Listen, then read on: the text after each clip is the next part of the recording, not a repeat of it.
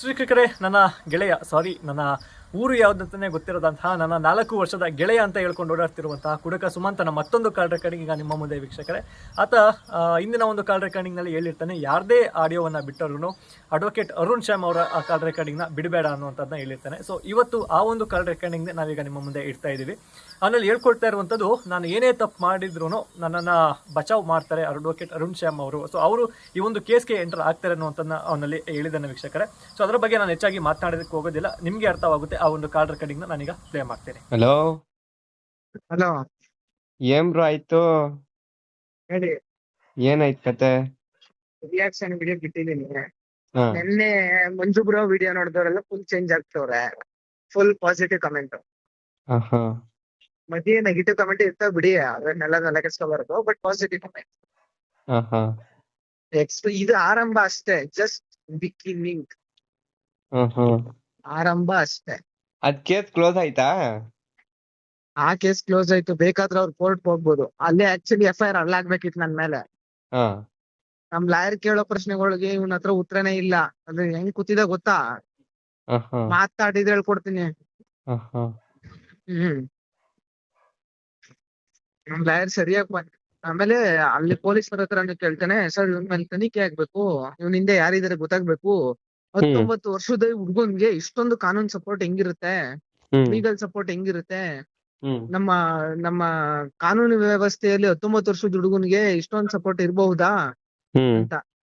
ಅದಕ್ಕೆ ನಮ್ lawyer media ಮುಂದೆನೂ ಅದನ್ನೇ ಹೇಳಿದ್ರು, ಇಲ್ಲೂ ಅದನ್ನೇ ಹೇಳಿದ್ರು. ನಾನು ಒಬ್ನೇ ಲಾಯರ್ ಅಲ್ಲ, ಇವನಿಂದ 100 ಜನ ಲಾಯರ್ ಇದೀವಿ. ಅದನ್ನ ಹೇಳ್ಬೇಡಿ ನೀವು 19 ವರ್ಷದ ಹುಡುಗ ಅಂತ. ಯಾಕೆ 19 ವರ್ಷದ ಹುಡುಗನ್ಗೆ ಲಾಯರ್ ಇರ್ಬಾರ್ದಾ, ಲೀಗಲ್ ಸಪೋರ್ಟ್ ಇರ್ಬಾರ್ದಾ? ನಿಮಗ್ ಮಾತ್ರ ಇರ್ಬೇಕಾ? ರಿಯಾಕ್ಟ್ ಪಾಯಿಂಟ್ ಹಾಕಿದ್ರು. ಇದು ಹಂಗಾರೆ ನೀವು ಆರೋಪ ಮಾಡಿದ ಕೇಸ್ ಫೈಲ್ ಮುಗ್ದೋಯ್ತದು? ನಾನು ಆರೋಪ ಮಾಡಿಲ್ಲ. ಹಾ ನಾನು 50 ಲಕ್ಷ ತಗೊಂಡವನೆ ಅಂತ ಹೇಳಿಲ್ಲ. ಹಾ ವಿಸಲ್ ಬ್ಲೋವರ್ ಆಗಿ, ಅಂದ್ರೆ ಸಮಾಜದಲ್ಲಿ ಜನ ಕೇಳ್ತಾ ಇರೋದ್ನ ನಾನು ವಾಯ್ಸ್ ರೈಸ್ ಮಾಡಿ ಹೇಳಿದೀನಿ ಅಂತ ನಮ್ ಲಾಯರ್ ಆತರ ಮಾತಾಡಿದ್ದು.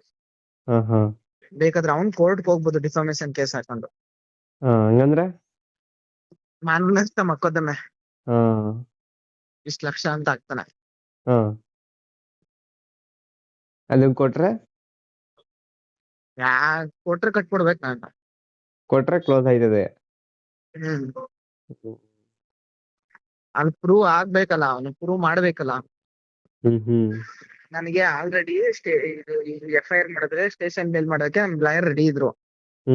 ಸ್ಟೇಷನ್ ಬೇಲ್ ಆಗ್ಲಿಲ್ಲ, ಇನ್ ಕೇಸ್ ಅಲ್ಲಿ ಏನಾದ್ರು ಸ್ಟೇಷನ್ ಬೇಲ್ ಆಗ್ಲಿಲ್ಲ ಅಂದ್ರೆ ವಿತಿನ್ ಸೆಕೆಂಡ್ ಅಲ್ಲಿ ಹೈಕೋರ್ಟ್ ಅಲ್ಲಿ ಲಾಯರ್ಗಳು ಇದ್ರು ಬೇಲ್ ಮಾಡ್ಸಕ್ಕೆ.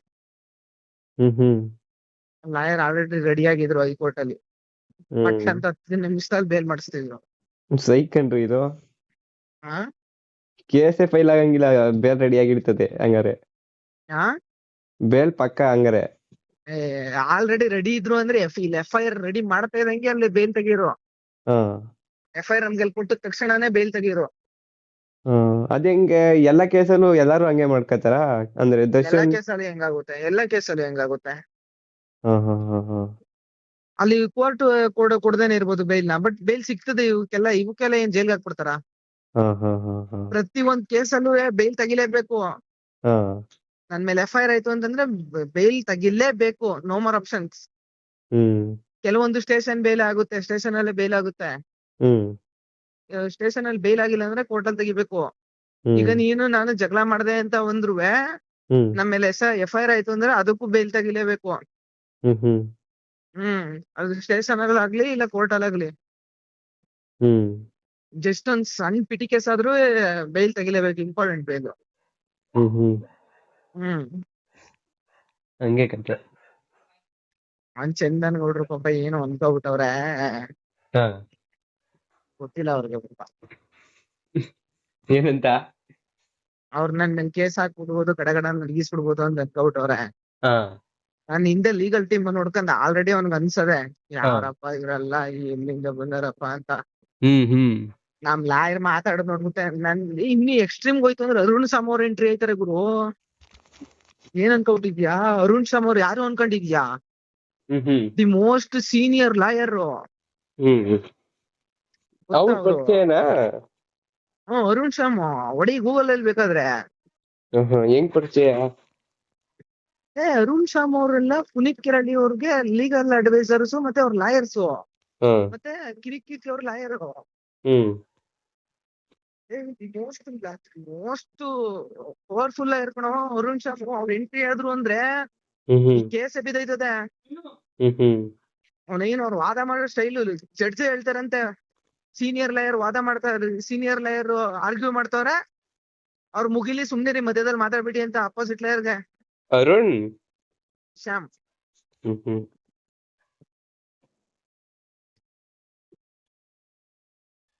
ಹ್ಮ್ ಇವ್ರು ಹ್ಮ್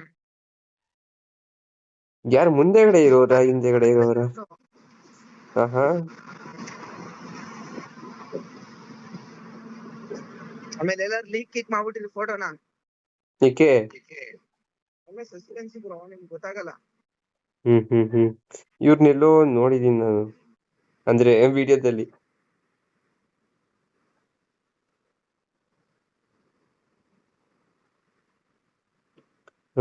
ಇವ್ರೆಯಾ?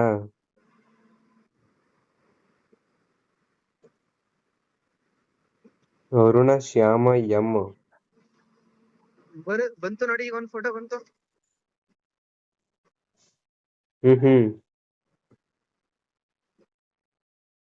ಇವ್ರೇನಾ? ಹಾ, ಚಕ್ರವರ್ತಿ ಸೂಲೆಬೆಲೆ ಅಯೋಗ್ಯ ಅಂತ ಇರೋದಕ್ಕೆ ಕೇಸ್ ಆಗ್ಬಿಟ್ಟಿತ್ತು. ಏನ್ ಯಾವ ಲೆವೆಲ್ಗೆ ಇವರು ಅಂತ ಸುಪ್ರೀಂ ಕೋರ್ಟ್ ಹೋಗಿದ್ರು. ಹೈಕೋರ್ಟ್ ಅಲ್ಲ, ಸುಪ್ರೀಂ ಕೋರ್ಟ್.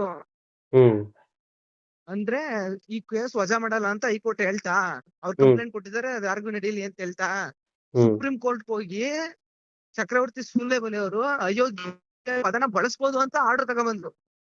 ಹೆಂಗೆ? ಯಾರಿಗ್ ಬೇಕಾದ್ರೂ ಬಳಸ್ಬೋದು ಅಂತ ಆರ್ಡರ್ ತಗೊಂಡ್ಬಂದ್ರು. ಆ ಕೇಸ್ನೇ ಸ್ಮ್ಯಾಶ್ ಮಾಡಿ ಸಾಕಿದ್ರು. ಅವ್ರ ವಾದ ಮಾಡೋದ್ ನೋಡಿದ್ರೆ ನೋಡು, lawyers most most most important ಆಯ್ತಾರೆ ಯಾವ್ದೇ ಕೇಸ್ ಅಲ್ಲದೆ. ಇವಾಗ ನನ್ ಲಾಯರೇ ನೋಡು, ನಾನ್ ಕೊಟ್ಟಿದ್ ಹೇಳಕೆನ ಎಲ್ಲಕ್ ತಗೊಂಡೋಗ್ ನಿಲ್ಸ್ಬಿಟ್ರು ಅಂದ್ರೆ ಅಪೋಸಿಟ್ ಚಂದನ್ ಗೌಡ ಮಾತಾಡಿದ್ರೆ ಹೇಳ್ಕೊಡ್ತೀನಿ. ಅರುಣ್ ಶ್ಯಾಮ್ ಅವರೆಲ್ಲ ಇದಕ್ಕೆಲ್ಲ ಎಂಟ್ರಿ ಆದ್ರು ಅಂದ್ರೆ ಮುಗೀತು, ಕಡಗಿಸ್ಬಿಡ್ತಾರೆ. ಸೈ ಗುರು ಹಂಗಾರೆ. ಏನ್ ಅನ್ಕೊಬಿಟ್ಟಿದಾರೆ ಇವ್ರು. ನನಗೆ ಎಕ್ಸ್ಟ್ರೀಮ್ ಆಗಿ ಏನಾದ್ರು ನನಗೆ ಅಕಸ್ಮಾತ್ ಮಾನನಷ್ಟ ಮೊಕದ್ದಮೆ ಪ್ರೂವ್ ಆಗೋಯ್ತು, ಕಟ್ಕೊಡ್ಬೇಕು ಅಂತ ಬಂದ್ರೆ, ಇದು ಜುಡಿಷಿಯಲ್ ಕೋರ್ಟ್ ಅಲ್ಲಿ ನಡೀತಾ ಇರ್ತದೆ. ಹೈಕೋರ್ಟ್ ಹಾಕ್ಸಿಸ್ತೇನೆ ಅರುಣ್ ಶ್ಯಾಮ್ ಅವ್ರನ್ನ ಕರ್ಸ್ಬಿಟ್ಟು. ಹಿಂಗ್ ಕೇಸ್ ಮ್ಯಾಶ್ ಮಾಡಿ ಬಿಸಾಕ್ ಬರ್ತಾರೆ, ತಲೆ ಕಟ್ಸ್ಕೋಬೇಕು. ಇದೊಂದ್ 3-4 ವರ್ಷ ನಡೀತದೆ. ಚಂದನ್ ಗೌಡ ಮೇಲೆ ಒಂದ್ 5ರಿಂದ 10 ಕೇಸ್ ಬಿಡಿಸ್ತೀನಿ. ಹೆಂಗೆ? ಧರ್ಮಸ್ಥಳದ ಕಡೆಯಿಂದ ಅವನಾಗಿಲ್ಲಿ. ಅಂದ್ರೆ ಧರ್ಮಸ್ಥಳದ್ದು ಈ ತರ ವಿಡಿಯೋ ಮಾಡಿರೋದ್ಕ ಏನ್ ಕತೆ? ಮಾಮೂಲಿ ಅಪಪ್ರಚಾರ ಮಾಡ್ತವ್ರಲ್ಲ. ಒಂದೊಂದಲ್ಲ. ಈಗ ಆಡಿಯನ್ಸ್ ಕ್ಲೋಸ್ ಆಯ್ತು ಅಂತ ಹೇಳಿದ್ರ ವಿಡಿಯೋದಲ್ಲಿ? ಏನಂತ? ಇದೆಲ್ಲ ಕೇಸ್ ಕ್ಲೋಸ್ ಆಯ್ತು ಅಂತ. ಬ್ರೋ, ನಿಮ್ಗೆ ಹೇಳೋದ್ ಅರ್ಥನೇ ಆಗುದಿಲ್ವಲ್ಲ ಬ್ರೋ. ಕೇಸು ಇಲ್ಲಿದು ಕ್ಲೋಸ್. ಬೇಕಾದ್ರೆ ಅವ್ನ್ ಮಾನನಷ್ಟ ಮೊಕದ್ದಮೆ ಹಾಕಬಹುದು ಅವನು ಬೇಕು ಅಂದ್ರೆ. ಕೋರ್ಟ್ ಅಲ್ಲಿ ಕೇಸ್ ಫೈಲ್ ಮಾಡ್ಬೇಕು. ಸ್ಟೇಷನ್ ಅಲ್ಲಿ ಕೇಸ್ ಫೈಲ್ ಮಾಡಲ್ಲ, ಕನ್ನಡದಿಂದ ಸ್ಟೇಷನ್ ಅಲ್ಲಿ. ನಾವು ಅದಕ್ಕೆ ಬೇಕಾದಂತ ಪೂರಕ ದಾಖಲೆಗಳು ಎಲ್ಲ ಕೊಟ್ಟಿದೀವಲ್ಲ. ನೋಡಿದ್ರಲ್ಲ ವೀಕ್ಷಕರೇ, ಅವನಲ್ಲಿ ಹೇಳ್ತಾ ಇರುವಂಥದ್ದು, ನಾನು ಏನೇ ತಪ್ಪು ಮಾಡಿದ್ರು ನನ್ನನ್ನು ಕಾಪಾಡ್ತಾರೆ ಅನ್ನುವಂಥದ್ದು. ಒಂದು ರೀತಿಯಲ್ಲಿ ಕಾನೂನನ್ನು ದುರ್ಬಳಕೆ ಮಾಡ್ಕೊಳ್ತೀವಿ ಅನ್ನುವಂಥದ್ದನ್ನ ಅವನಲ್ಲಿ ಓಪನ್ ಆಗಿ ಹೇಳ್ತಾ ಇದ್ದಾನೆ ವೀಕ್ಷಕರೇ. ಸೊ ನೋಡಿ, ಅವನು ನಮ್ಮ ಮೇಲೆ ಏನೆಲ್ಲ ಸುಳ್ಳು ಆರೋಪಗಳನ್ನು ಮಾಡ್ದ ಅನ್ನುವಂಥದ್ದು ತಮ್ಮೆಲ್ಲರಿಗೂ ಕೂಡ ಗೊತ್ತು. ಮೊದಲನೇದಾಗಿ ಅವನು ಕಟ್ಟಿದ್ದ ಸುಳ್ಳೇ ನಾನು ಅವನ ಫ್ರೆಂಡ್ ಅನ್ನುವಂಥದ್ದು. ಏನು ಒಂದ್ಸರಿ ಭೇಟಿಯಾಗಿದ್ದೇನೆ ಅವನ ಫ್ರೆಂಡ್ ಅಂತ ಹೇಳ್ಕೊಂಡು ಅದರ ಸುಳ್ಳಿನ ಮೇಲೆ ಮತ್ತೊಂದು ಸುಳ್ಳನ್ನು ಕಟ್ಕೊಂಡು ಹೋದ. ಏನೋ ನಾನು ಅವನಿಗೇನೋ ಫಂಡ್ಸ್ ಮಾಡ್ತೀನಿ ಅಂತಿದ್ದೀನಂತೆ, ಮತ್ತೆ ಇನ್ನೇನೋ ಅವನ ಹತ್ರ ಗೊತ್ತಲ್ಲ ಏನೆಲ್ಲ ಹೇಳ್ದ ಅನ್ನುವಂಥದ್ದು. ಸೊ ಈ ಎಲ್ಲ ಸುಳ್ಳುಗಳು ಜನಗಳಿಗೆ ಗೊತ್ತಾಗಿದೆ. ಅದೇ ರೀತಿ ಅವರ ಅಡ್ವೊಕೇಟ್ಗಳಿಗೂ ಕೂಡ ಅಥವಾ ಅವನ ಕಾನೂನು ಸಲಹೆಗಾರರಿಗೂ ಕೂಡ ಗೊತ್ತಾಗಿರುತ್ತೆ. ಸೊ ಇಷ್ಟೆಲ್ಲ ಆದ್ರೂ ಅವನ ಬೆನ್ನಿಂದ ನಿಂತ್ಕೊಳ್ತಾರೆ ಅನ್ನುವಂಥದ್ದು ನೋಡಬೇಕಾಗಿದೆ.